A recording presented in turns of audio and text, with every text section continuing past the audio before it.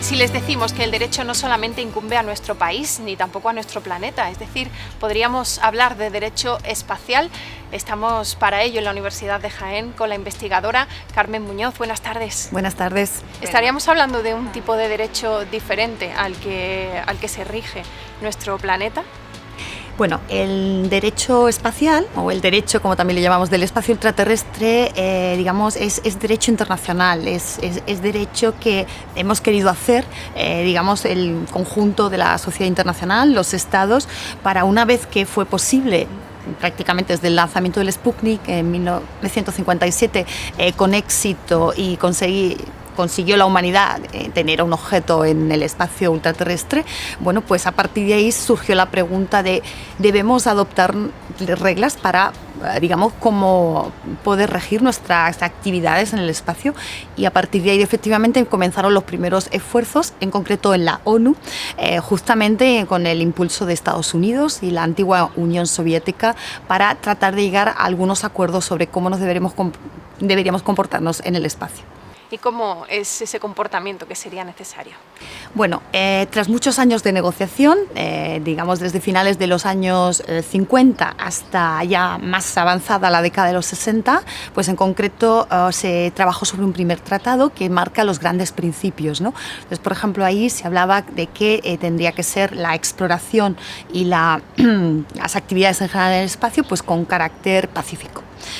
Con carácter internacional, es decir, que siempre fueran actividades donde rigiera la cooperación entre los estados, donde no hubiera apropiación, es decir, ningún estado podía llegar y, por ejemplo, ¿no?, llegar a la luna, poner una banderita y decir este objeto es mío, me pertenece, ¿no? Es como si fuera mi país. El principio de cooperación científica igualmente, es decir, toda una serie de principios y reglas generales que todas parecen además muy razonables para un espacio, digamos, que nos concierne a todos. ¿Y qué aporta la Universidad de Jaén a esta investigación? Bueno, pues desde la Universidad de Jaén, tanto por parte del profesor Faramiñán como por mí, él como iniciador y yo como continuadora de esta línea, pues lo que tratamos es de analizar cuáles son las normas que hoy rigen el espacio y cómo podemos mejorarlas. O también trabajamos digamos, más la mirada europea y española, es decir, si desde Europa cómo estamos trabajando, sobre todo a partir del Tratado de Lisboa del 2007, que la Unión Europea decide dotarse de una política espacial europea, a cómo llevarla a cabo, qué normas rigen, cómo relacionarnos con la otra gran organización europea que trabaja estos temas, que es la Agencia Europea Espacial, la ESA, como todos la conocemos. Y bueno, y también la mirada desde España, ¿no? Cómo, si tenemos aquí legislación, que apenas tenemos, cómo podríamos propulsar esa nueva legislación, cómo para dotar, por ejemplo, un marco jurídico necesario para nuestras empresas y digamos, o qué papel o qué visión tiene España al respecto, ¿no? Por ejemplo, a la hora de tener una agencia española en lo espacial, etcétera, etcétera. ¿Y cuánto tiempo lleva la universidad trabajando en esta investigación? Bueno, pues llevamos realmente bastante tiempo porque se inició con el profesor Faramiñán prácticamente en los años 90. Además, tuvimos la oportunidad de participar directamente. La Agencia Europea del Espacio tiene un órgano, digamos, jurídico, que es el Centro Europeo de Derecho del Espacio. Entonces, el profesor Faramiñán ha estado vinculado allí mucho tiempo y yo después llegué más tarde y me encuentro vinculada. De hecho, formo parte de su junta directiva y bueno, este es el centro específico para que a nivel europeo, digamos, pues hagamos actividades docentes e investigadoras para precisamente promocionar el derecho espacial, el conocimiento del mismo, la especialización de personas que quieren trabajar en el sector como juristas y demás. Es un derecho bastante desconocido. ¿Cómo podemos hacer que la sociedad conozca que existe la necesidad de este derecho? Bueno, pues yo creo que no hay más que mirar, ¿no?, a las estrellas, hacer esa mirada, ¿no?, a ese maravilloso universo que nos rodea y saber que como la ciencia y la tecnología están permitiendo cada vez un acceso más rápido, más universal por parte de muchos países y Y ya no solo estar ahí y observar, sino también la posibilidad de hacer actividades como, por ejemplo, ahora tenemos la Estación Espacial Internacional, ¿no? Que fue un grandísimo reto científico y tecnológico, pero también jurídico.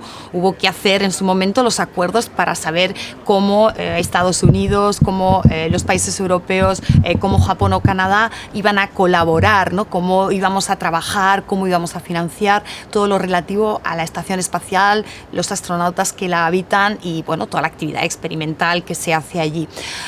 Entonces, bueno, ahí tenemos una, digamos, una clara necesidad de decir, tenemos esta realidad y tenemos que dotarnos de unas reglas. Y tenemos que decir a la sociedad que igual que hace falta invertir en ciencia y tecnología, pero también nos tenemos que acordar, digamos, de esa asesoría jurídica que se necesita para poder, digamos, sentar las reglas y evitar, bueno, pues que haya problemas, malentendidos y los estados colaboren, digamos, pacífica y libremente en la consecución de estos objetivos comunes, ¿no?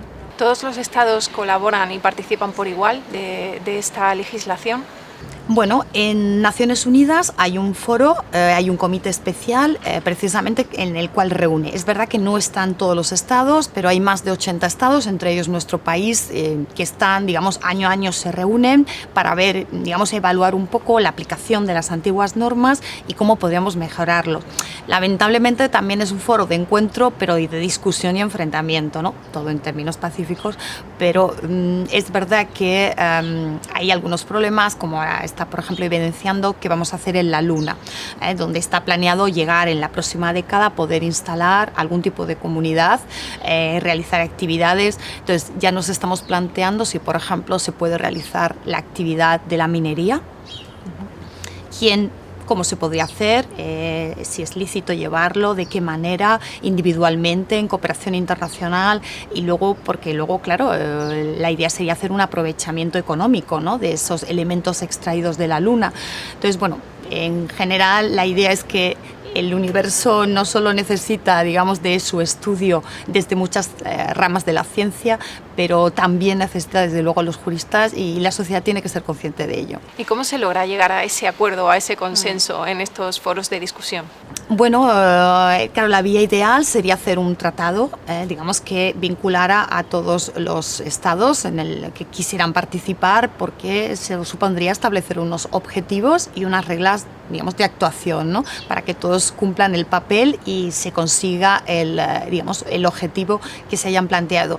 Lo único que a veces, bueno, pues hay diferencias de cara a cómo deben ser las cosas. Entonces hay países que tienen una visión, otros en otra, y ahí es donde surgen las discusiones, ¿no?